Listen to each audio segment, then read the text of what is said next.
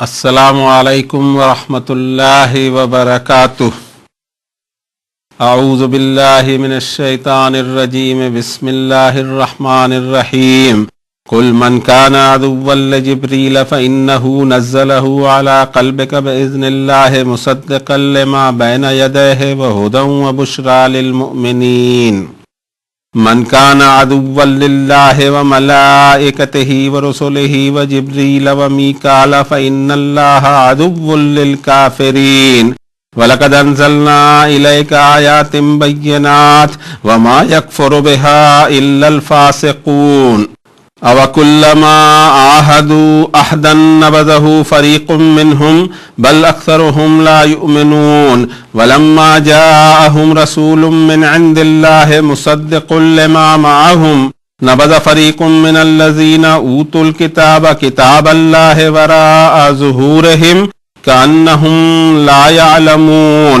واتبعوا ما تتلو الشياطين على ملك سليمان وما كفر سليمان ولكن الشياطين كفروا يعلمون الناس السحر وما أنزل على الملكين ببابل هاروت وماروت وما يعلمان من أحد حتى يقولا إنما نحن فتنة فلا تكفر فيتعلمون منهما ما يفرقون به بين المرء وزوجه وما هم بضارين به من أحد إلا بإذن الله ويتعلمون ما يضرهم ولا ينفعهم ولقد علموا لمن اشتراه ما له في الآخرة من خلاق ولبئس ما شروا به أنفسهم لو كانوا يعلمون ولو أنهم آمنوا واتقوا لمثوبة من عند الله خير لو كانوا يعلمون۔ صدق الله العظيم وصدق رسوله النبي الكريم ونحن على ذلك لمن الشاهدين والشاكرين والحمد لله رب العالمين۔ کلام ربانی، آخری کلام ربانی القرآن المجید، جس کو نازل فرمایا اللہ نے اپنے آخری نبی اور رسول صلی اللہ علیہ وسلم پر، اس کے چیپٹر نمبر 2 سورۃ البقرہ کے 12ویں رکوع کی تلاوت کی توفیق اللہ تعالیٰ نے اپنے اس بندے کو عنایت فرمائی، جس کے لیے اس کا شکر ادا کرتا ہوں۔ 7 آیات بینات پر مشتمل تھا یہ رکوع، اور آیت کا سیریل ہے 97 سے 103 تک۔ ان آیات بینات کی تلاوت کے بعد یہ ذہن جو اس کے معنی اور مطلب سمجھ سکتا ہو، اس کو اپنے الفاظ میں بیان کرنے کی کوشش کرتے ہیں، جس میں اللہ کی مدد اور استعان کی ہمیں ضرورت ہے، اور یہ دعا بھی ساتھ ساتھ ہماری ہونی چاہیے، اللہم ارنا الحق حقا وارزقنا اتباعہ وارنا الباطل باطلا وارزقنا اجتنابہ۔ اے نبی صلی اللہ علیہ وسلم، آپ فرما دیجئے کہ جس کسی کو عداوت ہو جبریل سے، تو بے شک یہ جبریل ہی ہیں جو لے کر اترے ہیں اس قرآن شریف کو آپ کے قلب مبارک پر اللہ کے اذن سے، اور وہ قرآن کنفرم کرتا ہے اس سچ کو جو اس کے آگے ہے، اور ہدایت اور بشارت ہے ایمان والوں کے لیے۔ جو کوئی ہو دشمن اللہ کا اور اس کے فرشتوں کا اور اس کے رسولوں کا اور جبریل کا اور میکال کا، تو بے شک اللہ دشمن ہے ایسے نافرمانوں کا۔ اور تحقیق ہم نے نازل فرمائی اے نبی صلی اللہ علیہ وسلم آپ کی طرف ایسی آیتیں جو بینات ہیں، روشن ہیں، سیلف اسپیکنگ ہیں، اور اس کا انکار تو وہی کریں گے جو فاسق اور بد عہد ہیں۔ کیا اور جب بھی کوئی عہد کرتے ہیں تو ان کا ایک گروپ اس عہد کو پھینک دیتا ہے، بلکہ ان کی اکثریت ایماندار ہی نہیں ہے۔ اور جب آئے ان کے پاس رسول اللہ کی طرف سے تصدیق کریں ان چیزوں کی جو ان کے پاس ہے، تو اہل کتاب کا ایک گروپ اللہ کی کتاب کو پیٹھ کے پیچھے پھینک دیتا ہے، اور ایسے ہو جاتے ہیں جیسے انہیں کچھ پتہ ہی نہیں، اور کتاب اللہ کو فالو کرنے کی بجائے فالو کرنے لگے ان چیزوں کو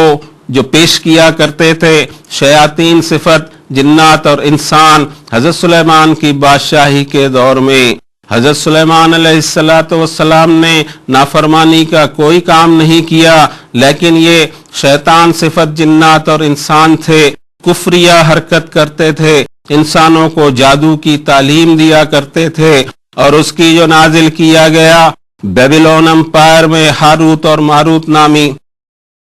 فرشتوں پر یا بادشاہوں پر، اور وہ دونوں بھی کسی کو یہ علم سکھاتے ہی نہیں تھے جب تک صاف طور سے ان سے کہہ نہ دیں کہ در حقیقت ہمارا علم ایک طرح کی آزمائش اور فتنہ ہے، اور اس کا اپیوگ نافرمانی کے کاموں میں نہیں کرنا۔ پھر بھی ان سے سیکھا، ان دونوں سے سیکھا، اور جس سے یہ کام لینے لگے انسانیت سوز کام کہ شوہر اور بیوی کے درمیان جدائی ڈال دیں، حالانکہ وہ ان چیزوں سے کسی کا کچھ بگاڑ نہیں سکتے تھے مگر اللہ کے اذن سے ہی۔ پھر بھی انہوں نے وہ تعلیم حاصل کی جس نے ہمیشہ ان کو نقصان ہی پہنچایا، انہیں نفع نہیں دیا، حالانکہ وہ یہ بھی جانتے تھے کہ جو کوئی بھی اس طرح کے دھندے میں پڑے گا آخرت میں اس کا کوئی حصہ نہ ہوگا۔ کیا ہی برے کام کیے انہوں نے کہ داؤں پر لگا دیا اپنے آپ کو ہی، کاش انہیں معلوم ہوتا، اور اگر یہ ایماندارانہ زندگی گزارتے اور تقوی والا جیون گزارتے تو ثواب پاتے اللہ کے پاس سے بہترین، کاش انہیں معلوم ہوتا۔ جیسا کہ ہم جانتے ہیں کہ اللہ کا آخری کلام یہ قرآن رہتی دنیا کے انسانوں کے ہر گروپ کے لیے، ہر علاقے کے لیے، ہر دور کے لیے، ہر نیشن کے لیے ایک سبق اور نصیحت ہے، اور اس میں یہ جو واقعات بنی اسرائیل کے بیان کیے گئے ہیں اس میں قوموں کا مزاج کس طرح بگڑتا ہے اس پر ان آیتوں میں بات کہی گئی ہے، تاکہ اب آنے والی قومیں قیامت تک کوئی رسول، کوئی نبی اور کوئی کتاب آنے والی نہیں، اسی کتاب ہدایت میں کی روشنی میں ان قوموں کے مزاج کو پہچانے جو اللہ کے غضب کا شکار ہوئیں، اور وہ روگ اپنے اندر میں آنے نہ دیں، اس کی بیخ کنی کرتے رہا کریں، اس کو دیکھتے رہیں کہ کہاں غیر ضروری فصل اگائی ہو تو صحت مند فصل کے لیے ضروری ہے کہ گھاس اور کچرا نکالا جاتا رہے کنٹینیوسلی۔ پہلی آیت شریفہ میں ایک مزاج بتایا کہ قوموں کا مزاج یہ بنتا ہے کہ جب اصلاح کی کوئی بات کہی جائے تو وہی بری لگے، بلکہ مصلحین کے ساتھ دشمنی مول لی جائے، اور یہاں پر حضرت جبریل کا بھی نام لیا گیا، چونکہ بنی اسرائیل میں پے در پہ نبی آتے رہے، وحی آتی رہی، ایک مزاج ان کا یہ بنا کہ جب کبھی وحی آتی ہے جبریل علیہ السلام اس میں کوئی اپنی طرف سے کم یا زیادہ کرتے ہوں، ان کا مزاج یہ بن گیا تھا کہ نحن ابناء اللہ و احباؤہ، ہم اللہ کے خلیل کی اولاد ہیں، ہم حضرت ابراہیم کی اولاد ہیں، ہم سپر ہیں دوسرے انسانوں سے، یہ کیسے ہو سکتا ہے کہ ہمارے لیے اتنی ساری باتیں نازل ہو رہی ہوں، ضرور اس میں جبریل علیہ السلام کا کوئی معاملہ ہو۔ تنزیل کے سسٹم کو، ریویلیشن کے سسٹم کو رب تعالیٰ نے اتنا پرفیکٹ بنایا، اور اس کا تذکرہ سورۃ الشعراء میں 151 نمبر کی آیت، 26 نمبر کی سورت میں 151 نمبر کی آیت سے ایک مضمون ملتا ہے کہ وَإِنَّهُ لَتَنزِيلُ رَبِّ الْعَالَمِينَ نَزَلَ بِهِ الرُّوحُ الْأَمِينُ عَلَىٰ قَلْبِكَ لِتَكُونَ مِنَ الْمُنذِرِينَ بِلِسَانٍ عَرَبِيٍّ مُبِينٍ، اور بے شک یہ قرآن شریف ریویلیشن ہے رب العالمین کی طرف سے، اس کو لے کر اترے ہیں روح الامین نامی فرشتے، اے نبی صلی اللہ علیہ وسلم، اس کا لینڈنگ پوائنٹ آپ کا قلب مبارک ہم نے بنایا تاکہ آپ سارے جہانوں کو یہ وارننگ سنا دیں، اور اس سسٹم کو اتنا پرفیکٹ بنایا کہ وہ پوری تنزیل جب تک کہ ریسیو نہ ہو جائے اس سسٹم کو اللہ نے اپنے واچ میں رکھا، جو اسی سورۃ الشعراء 26 نمبر کی سورت میں 209 نمبر کی آیت سے ہمیں ایک مضمون ملتا ہے کہ وما تنزلت بہ الشیاطین وما ینبغی لہم وما یستطیعون انہم عن السمع لمعزولون، اور اس قرآن کے اور وحی کے اس سسٹم میں کوئی ایول فورس کوئی مداخلت نہیں کر سکتا، یہ ان کی کیپیسٹی کے باہر ہے، نہ انہیں اس کی کوئی استطاعت ہے، بلکہ ان کو تو اس کی سماعت سے بھی معزول کر رکھا گیا ہے۔ اور پھر سورۃ الجن 72 نمبر کی سورت کی آخر میں ہمیں 2 آیتیں آخری کی آیت کو پر ہماری توجہ جاتی ہے کہ لِيَعْلَمَ قَدْ أَبْلَغُوا رِسَالَاتِ رَبِّهِمْ وَأَحَاطَ بِمَا لَدَيْهِمْ وَأَحْصَىٰ كُلَّ شَيْءٍ عَدَدًا۔ جب پیغامات بھیجتے ہیں وہ اور اپنی رسالت بھیجتے ہیں اور اپنی کتابیں اتارتے ہیں اس دنیا پر، تو اس کے سسٹم کے ساتھ میں جن کو بھیجا جاتا ہے تو اللہ تعالیٰ کو پورا معلوم ہوتا ہے کہ انہوں نے رسالات کو ٹھیک صحیح طریقے سے پہنچایا، اور ان کے آس پاس کی ساری چیزوں کو بھی اللہ احاطہ کر رکھتے ہیں، اور ہر چیز کو انہوں نے نیومریکلی کور کر کے رکھا ہوا ہے۔ اور جبریل امین کے تعلق سے جن کو یہ ذمہ داری سونپی گئی ہے کہ وحی اور تنزیل اور کتابوں کو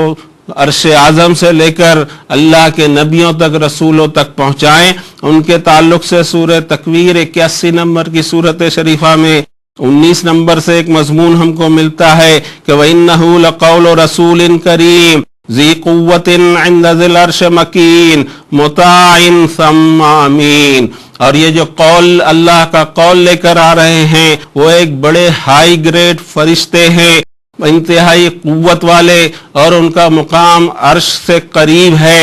اور ان کی اطاعت کی جاتی ہے، اور وہ امین بھی ہیں انتہائی درجے کے۔ وہ امانت لے کر فرشتہ اعظم حضرت جبریل اترتے ہیں، لیکن قومیں جن کے مزاج میں بگاڑ آ جاتا ہے وہ کوئی بھی اصلاح کی بات سننے کو پسند نہیں کرتی، بلکہ مصلحین کے ساتھ ان کے جذبہ پیدا ہوتا ہے عداوت کا۔ رب تعالیٰ نے فرمایا کہ اس طرح کے لوگ جو یہ سوچ رکھتے ہوں تو ان کو یہ بھی پتا ہونا چاہیے کہ اس طرح کی کافرانہ سوچ کے لوگوں کا اللہ بھی دشمن ہے۔ آیت نمبر 99 میں فرمایا وَلَقَدْ أَنزَلْنَا إِلَيْكَ آيَاتٍ بَيِّنَاتٍ وَمَا يَكْفُرُ بِهَا إِلَّا الْفَاسِقُونَ۔ اے نبی صلی اللہ علیہ وسلم، ہم نے آپ کی طرف ایسی آیتیں اتاری ہیں جو روشن بیانات کی طرح ہیں، مینیفیسٹ ہیں جس کی آیتیں، اور اس کا انکار تو وہی کریں گے جو بد عہد ہیں، عہد توڑا کرتے ہیں۔ یہ عہد اللہ تعالیٰ لیا کرتے ہیں قوموں سے، اور اس عہد کا تذکرہ بھی انہوں نے فرمایا ہے۔ ہم انشاءاللہ اس پر توجہ دیں گے اگلی آیت کے بعد، اس کی تلاوت کے بعد۔ أَوَكُلَّمَا عَاهَدُوا عَهْدًا نَبَذَهُ فَرِيقٌ مِّنْهُمْ بَلْ أَكْثَرُهُمْ لَا يُؤْمِنُونَ۔ کیا پھر جب بھی کسی طرح کا کوئی عہد کریں تو ایک گروپ اس کو پھینک دے؟ ان کی اکثریت میں ایمانداری موجود نہیں ہے، ایمان موجود نہیں ہے۔ یہ عہد اس طرح کا ہوا کرتا تھا کہ ہر نبی اپنے بعد کے آنے والے نبی کے لیے بشارت بھی دیا کرتا تھا، اور پھر اپنی اپنی قوموں سے یہ عہد بھی لیا جاتا تھا کہ بعد میں جو انبیاء اور رسول آئیں اور وہ تصدیق کریں ان چیزوں کی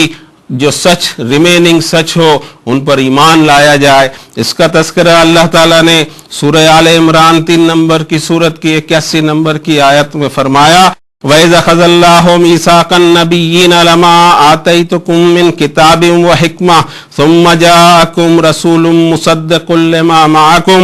لَتُؤْمِنُنَّ بِهِ وَلَتَنصُرُنَّهُ قَالَ أَقْرَرْتُمْ وَأَخَذْتُمْ عَلَىٰ ذَٰلِكُمْ إِصْرِي قَالُوا أَقْرَرْنَا قَالَ فَاشْهَدُوا وَأَنَا مَعَكُم مِّنَ الشَّاهِدِينَ فَمَن تَوَلَّىٰ بَعْدَ ذَٰلِكَ فَأُولَٰئِكَ هُمُ الْفَاسِقُونَ۔ اور جب اللہ نے نبیوں کے ذریعے قوموں سے میثاق لیا کہ جب میں تمہیں کتاب دوں اور حکمت اور دانائی کی چیزیں دوں، اور پھر تمہارے پاس کوئی ایسا رسول آئے جو کنفرم کرے ان چیزوں کی جو تمہارے ساتھ ہے، ضرور تم اس پر ایمان لانا اور ضرور تم اس کی مدد کرنا۔ پھر یہ بھی سوال فرمایا اللہ نے کہ کیا تم نے اقرار کیا اور اس پر میری طرف سے عہد کی ذمہ داری قبول کرتے ہو؟ انہوں نے اقرار کیا۔ رب نے فرمایا کہ گواہ رہنا اور میں بھی تمہارے ساتھ گواہ ہوں، مگر اس کے بعد جو پلٹ جائے گا تو یہی لوگ فاسق کہلائیں گے، بد عہد کہلائیں گے۔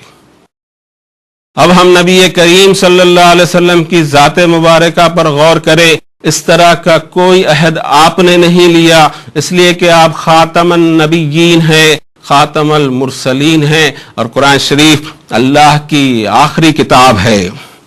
اور ختم نبوت حضرت صلی اللہ علیہ وسلم آخری نبی ہیں، وہ تاریخی طور سے بھی ثابت ہے، لاجک اور عقل پر بھی وہ ثابت ہوتا ہے، اس لیے کہ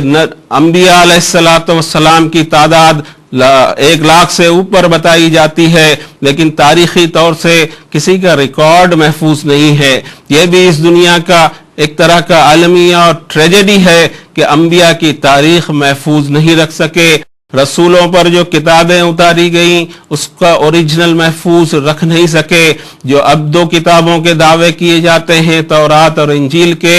ٹریجڈی یہ ہے کہ اس کی بھی اوریجنل زبان موجود نہیں ہے۔ اگر کوئی اوریجنل کتاب اب بھی باقی ہے تو وہ صرف قرآن شریف ہے، اور حقیقت میں یہ ساری دنیا کا سرمایہ ہے ایک طرح سے۔ اس کی حفاظت سب نے کرنا چاہیے کہ اللہ کا کلام ایک شکل میں القرآن المجید نامی کتاب موجود ہے، اور یہ تحفہ ہے اس انسانیت کو، ساری انسانیت نے اس کی حفاظت کرنی چاہیے۔ ٹھیک اسی طرح جناب رسول اللہ صلی اللہ علیہ وسلم کا معاملہ انبیاء اور رسل میں یہ کہ آپ تاریخ کے اس دور میں مبعوث فرمائے گئے جب تاریخ ایک کروٹ لے رہی تھی اور آگے چل کے علم کی اور قلم کی بادشاہت قائم ہونے والی تھی، علم عام ہو جانے والا تھا، تعلیم عام ہو جانے والی تھی، اور پھر اس تعلیم کے ذریعے دنیا ترقی کرتے کرتے ایک گلوبل ولیج کی شکل میں موجودہ دور میں پہنچنے والی تھی۔ لیکن ان سب ساری چیزوں کی بیج اگر ڈالے گئے ہیں تو جناب محمد الرسول اللہ صلی اللہ علیہ وسلم کے ہاتھوں اس پوری دنیا کی ہسٹری نے کروٹ لی ہے۔ اگر اس اینگل سے ہم دیکھتے ہیں تو حضرت نبی کریم صلی اللہ علیہ وسلم تاریخی طور سے مسلم نبی ہیں، تسلیم شدہ نبی ہیں۔ جو آپ پر ایمان نہیں رکھتے وہ کبھی یہ نہیں کہہ سکتے کہ اس نام کے کوئی شخص مکے یا مدینے میں تھے ہی نہیں، یا ان کا یہ کام نہیں تھا، یا ان کی یہ دعوت نہیں تھی، یا قرآن کا یہ انہوں نے اس کو پیش کیا ہے اللہ کی کتاب کہہ کر، اس کا بھی کوئی انکار نہیں کر سکتا۔ دنیا کی تاریخ کے اس دور پر رسول اللہ صلی اللہ علیہ وسلم اس موڑ پر دکھائی دیتے ہیں جہاں سے تاریخ محفوظ ہونے لگی۔ حضرت صلی اللہ علیہ وسلم کی تاریخ پیدائش، تاریخ وفات، ہجرت کا سن، پھر یہ کہ آپ کے والد ماجد، والدہ ماجدہ کا نام، دادا دادی کا نام معلوم، اولاد کا، بیویوں کا پورا سلسلہ جاری ہے، اور کہاں دفن ہے، کہاں آپ کا روضہ مبارک ہے، یہ ساری چیزیں ہسٹوریکلی اسٹیبلشڈ ہیں۔ باقی قوموں نے اپنے نبیوں کے ساتھ وہ سلوک نہیں کیا کہ ان کی تاریخ کی حفاظت کی جائے، کون ان کے رشتہ دار ہیں، کس کے کیا ہوا کرتے تھے، پھوپھیوں کے نام، چچاؤں کے نام، آنٹیز کے نام، دیگر رشتہ داروں کے نام، اور اولاد سے کا جو سلسلہ چلا آپ کا، ان سے جو اولاد ہوئی ان کے بھی نام آج تک محفوظ ہیں۔ اور پھر جس کتاب کو پیش کیا انہوں نے، جو اللہ کا کلام ان پر نازل تھا، وہ نازل ہوا، وہ بھی تاریخی طور سے آج بھی تسلیم شدہ ہے سب جگہ، کہ اس میں کوئی فرق آج تک نہیں پایا جاتا۔ یہ ایک لاجیکل بات ہے کہ حضرت صلی اللہ علیہ وسلم آخری نبی اور آخری رسول ہیں، پر کردار کے اس مقام پر قائم ہیں کہ رب تعالیٰ سورۃ الانبیاء 21 نمبر کی سورت کے 107 نمبر کی آیت میں فرماتے ہیں کہ وَمَا أَرْسَلْنَاكَ إِلَّا رَحْمَةً لِّلْعَالَمِينَ، اے نبی صلی اللہ علیہ وسلم، ہم نے آپ کو تمام دنیا کے لیے رحمت بنا کر مبعوث فرمایا۔ ایک اس کی رحمتیں ہزار ہاں ہیں، بے شمار ہو سکتی ہیں۔ ایک چیز اور بھی دکھائی دیتی ہے کہ آپ کے بعد اب کوئی نبی آنے والا نہیں، یہ بھی ایک رحمت ہے۔ اخلاق کے اس عظیم مینار پر یا معیار پر رسول اللہ صلی اللہ علیہ وسلم فائز ہیں کہ رب تعالیٰ فرماتے ہیں وَإِنَّكَ لَعَلَىٰ خُلُقٍ عَظِيمٍ، انتہائی بلند اخلاق کے منصب پر آپ فائز ہیں۔ اب اتنی زبردست شخصیت کہ انسانی زندگی کے ہر گوشے پر ان کی سیرت طیبہ کی روشنی دکھائی دیتی ہے، دنیا کی ہر آئٹم پر ان کی سیرت طیبہ اور ان پر نازل کردہ کتاب، اس میں انسان اس کو ڈھونڈ سکتا ہو۔ اس سچویشن میں اگر اس روپ میں دیکھے تو آپ رحمت للعالمین ہیں۔ لیکن افسوس کا ایک مقام ہے کہ نبوت کے جھوٹے دعوے دار بھی ہم میں پیدا ہوئے۔ پچھلے 2000 سال سے عیسائیوں میں کسی نے نبوت کا دعویٰ نہیں کیا. پچھلے 2000 سال سے یہودیوں میں بھی کسی میں یہ ہمت نہیں ہوئی کہ وہ نبوت کا دعویٰ کرے، اس لیے کہ آپ صلی اللہ علیہ وسلم کو اللہ نے وہ کردار دیا تھا کہ جو سورج سے زیادہ تابناک. ایسی صورت میں ہر ایک کو یہ احساس ہوا کہ اس کے کردار میں وہ جاذبیت نہیں ہے کہ وہ اپنے آپ کو کچھ کہہ سکے، لیکن افسوس کا مقام اور توبہ کا مقام ہونا چاہیے کہ ہم میں ایسے جھوٹے دعوے دار پیدا ہوتے رہے. اللہ معاف فرمائے ہمیں اس طرح کی چیزوں سے، اور اللہ بچائے رکھے ہمیں اس طرح کی چیزوں سے. اگلی آیت شریفہ میں فرماتے ہیں وَلَمَّا جَاءَهُمْ رَسُولٌ مِّنْ عِندِ اللَّهِ مُصَدِّقٌ لِّمَا مَعَهُمْ نَبَذَ فَرِيقٌ مِّنَ الَّذِينَ أُوتُوا الْكِتَابَ كِتَابَ اللَّهِ وَرَاءَ ظُهُورِهِمْ كَأَنَّهُمْ لَا يَعْلَمُونَ. یہ کوئی نیا فینومینا نہیں ہے، بلکہ یہ ہمیشہ سے کرتے آئے ہیں کہ جب بھی اللہ کی طرف سے کوئی رسول مبعوث کیا جائے جو اس سچ کو کنفرم کرے جو ان کے پاس ہے، تو انہی اہل کتاب کا ایک گروپ اللہ کی کتاب کو پیٹھ کے پیچھے چھوڑتے ہیں اور ایسے ہو جاتے ہیں جیسے انہیں کچھ پتہ نہیں، اور کتاب اللہ کی اتباع کے بجائے ان کے پاس ایک اپنا خیالی اور نیا دین وجود میں آیا کرتا ہے جو اسی نام سے چلایا جاتا ہے، جس میں کئی آئٹمیں یہ ایسی ہوتی ہیں جو اللہ کی کتاب سے میچ نہیں کرتی. وہ پھر دین اللہ کی طرف سے کہاں سے ہوا؟ اور اتباع کتاب کی نہ ہو، اس کی جگہ وَاتَّبَعُوا مَا تَتْلُو الشَّيَاطِينُ عَلَى مُلْكِ سلیمان. اور یہ شیاطین صفت جنات اور انسان حضرت سلیمان کی بادشاہی کے دور میں جو چیزیں پیش کرتے تھے اس کے پیچھے اور اس کی اتباع کرنے لگے. لیکن اس بات کو بھی واضح کیا گیا کہ وما کفر سلیمان، حضرت سلیمان علیہ السلام سے نافرمانی کی کوئی حرکت سرزد نہیں ہوئی، لیکن انہی کے دور میں شیاطین صفت انسان اور جنات جو نافرمانی کا کام کرتے تھے، کفریہ کام کرتے تھے، انسانوں کو جادو کی تعلیم دیتے تھے. یہ جو سفلی علوم ہیں، جادو، ٹونا اور یہ ساری چیزیں، یہ انسانیت کی تباہی کے علوم ہیں. انسانوں کو کبھی اس سے ترقی نہیں ملی ہے. جن قوموں کا زوال آتا ہے وہ انہی فرسودہ چیزوں میں الجھی رہتی ہیں، وہی تعویذ، گنڈے، دورے، دھاگے اور فضول سے خیالات اور وہم اور توہمات کا ایک جال رہتا ہے. ترقی ساری رک جاتی ہے اور اس طرح سے مافوق الفطرت کچھ ہو جائے، اچانک میں کچھ ہو جائے، یہ سوچ ڈھلتی ہے. آدمی محنت کرنے سے کتراتے ہیں، ترقی کرنے سے کتراتے ہیں، علم کو حاصل کرنے سے کتراتے ہیں اور اس طرح کی فضول چیزوں میں لگتے ہیں. آج تک ان فضول چیزوں کی وجہ سے کسی قوم نے کبھی ترقی نہیں کی، بلکہ قوموں کا یہ حال بنتا ہے کہ جو اس طرح کی مافوق الفطرت چیزوں پر وشواس رکھتے ہوں تو ان کی حالت یہ بنتی ہے کہ دنیا کی قوموں کی آخری صف میں بھی ان کی جگہ نہیں ہوتی. جو ٹیکنالوجی اور سائنس اور اس طرح کے علوم میں آگے بڑھتے ہیں، کامیابی بھی اللہ تعالیٰ ان کو دیتے ہیں. فرسودہ اور انسانوں کے ضرر کی چیزوں کو کبھی پنپنے نہیں دیتے رب تعالیٰ. اور یہ بھی فرمایا کہ بیبیلون مملکت، یہ میسوپوٹامیا یا گریٹ رومن امپائر جس کو کہیں، اس کا ایک حصہ ہوا کرتا تھا. یہ بھی امپائر کبھی سکڑتی تھی، کبھی سمٹتی تھی. آج بھی اسلام کا شہر موجود ہے جو ایک زمانے میں بہت زیادہ ترقی یافتہ شہر تھا. وہ تہذیب بھی ترقی یافتہ تھی، لیکن اپنی ان حرکتوں کی وجہ سے زوال آیا. اور حد یہ ہے کہ بیبیلون کا اس کے بعد پھر کبھی عروج نہیں ہوا، نہ اس شہر کا، نہ اس حکومت کا، نہ اس مملکت کا، نہ اس خاندان کا جو حکمراں خاندان کہلاتا تھا، عروج ہوا نہیں. اس لیے کہ انسانیت کے نقصان کے علوم پر انہوں نے دھیان دیا اور اس طرح کی تعلیم کو لے کر اپنی کھڑاگ اور اپنے گورکھ دھندے شروع کیا. ان لوگوں نے انسانیت کی فلاح اور بہبود کا کوئی کام نہیں ہوا. حالانکہ جن ناموں سے یہ علوم چلائے جاتے تھے وہ دونوں کسی کو بھی اس کی تعلیم اس وقت تک نہ دیتے تھے جب تک اس کو یہ بتا نہ دیں کہ یہ علوم زبردست آزمائش کا سبب بن سکتے ہیں، اس کا مس یوز نہیں کرنا، کفریہ حرکت نہیں کرنا. پھر بھی ان علوم کو سیکھا اور اس کا کام لیا انسانیت سوز حرکتوں میں، انسانیت میں ایسا بگاڑ ڈال دینا اور ایسا ڈیمیج کر دینا جیسے کہ میاں اور بیوی کے یہ نازک وہ اپنے احساسات کے اعتبار سے اور مضبوط وہ اپنے نکاح یا شادی کے بندھن کی وجہ سے ایک مضبوط بندھن ہو، اس کو ڈیمیج کر دینا، انسانیت سوز حرکتوں میں اس کو استعمال کیا۔ وما ہم بضارین بہ من احد الا باذن اللہ، کسی کا کچھ نہیں بگاڑ سکتے، یہ چیزوں کی کوئی حقیقت نہیں ہے، اسے کسی کا بگاڑ ہی نہیں سکتی۔ اللہ نے جو انسانوں کو چھوٹ دے رکھی ہے یا دوسری مخلوق کو چھوٹ دے رکھی ہے، اس چھوٹ کا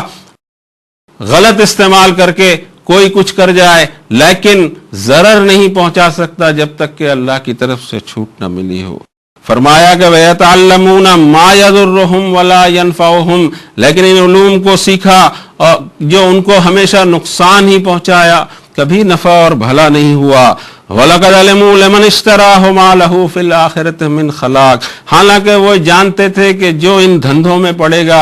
آخرت کا نقصان کرے گا، آخرت میں کوئی حصہ نہیں ہوگا۔ وَلَبِئْسَ مَا شَرَوْا بِهِ أَنفُسَهُمْ، کیا ہی برا سودا کر ڈالا انہوں نے اپنے آپ کو داؤں پر لگا کر، کاش انہیں معلوم ہوتا۔ وَلَوْ أَنَّهُمْ آمَنُوا وَاتَّقَوْا لَمَثُوبَةٌ مِّنْ عِندِ اللَّهِ خَيْرٌ لَوْ كَانُوا يَعْلَمُونَ، اور اگر وہ ایماندارانہ زندگی گزارتے اور تقوی والا ان کا جیون ہوتا تو ثواب پاتے اللہ کے پاس خیر ہی خیر، کاش انہیں معلوم ہوتا۔ اور سپرسٹیشیس چیزیں، ما فوق الفطرت چیزیں، توہم وہم اور یہ ساری چیزیں، یہ ان کے چکر میں جو بھی قومیں پڑتی ہیں تباہ اور بدحال ہوتی ہیں۔ ضرورت اس بات کی ہے کہ جو دوڑ اللہ تعالیٰ نے علوم اور سائنس کا ایک روڈ بنایا ہے، اس پر دنیا کے دوسرے لوگوں کے ساتھ مسابقت انسان کرے، اور اللہ کی کتاب اگر اس کے پاس ہو تو حکمت اور دانائی بھی اس کے ساتھ پاس ہوگی، اور پھر جو علوم انسانوں کے ہاتھ میں آئیں گے وہ انسانیت کے نفع کے لیے استعمال ہوں گے، اس لیے کہ ان علوم پر کتاب اللہ کا نور پڑا ہوا ہوگا۔ اپنی اصلاح کی طرف آتے ہیں کہ ہم میں وہ جذبہ نہیں پیدا ہونا چاہیے کہ ہم اپنے آپ کو سپر سمجھیں دیگر انسانوں سے، اس لیے کہ اس فطرت کو ہی اللہ تعالیٰ نے یہودی فطرت بتایا ہے کہ کسی وجہ سے ذہن میں ایک وائرس گھس جائے کہ ہم کوئی اسپیشل چیز ہیں۔ یہی وائرس یہودیوں کے دماغ میں گھسا ہوا تھا، جس کا تذکرہ اللہ تعالیٰ نے فرمایا سورۃ المائدہ 5 نمبر کی سورت کی 18 نمبر کی آیت میں، وَقَالَتِ الْيَهُودُ وَالنَّصَارَى نَحْنُ أَبْنَاءُ اللَّهِ وَأَحِبَّاؤُهُ،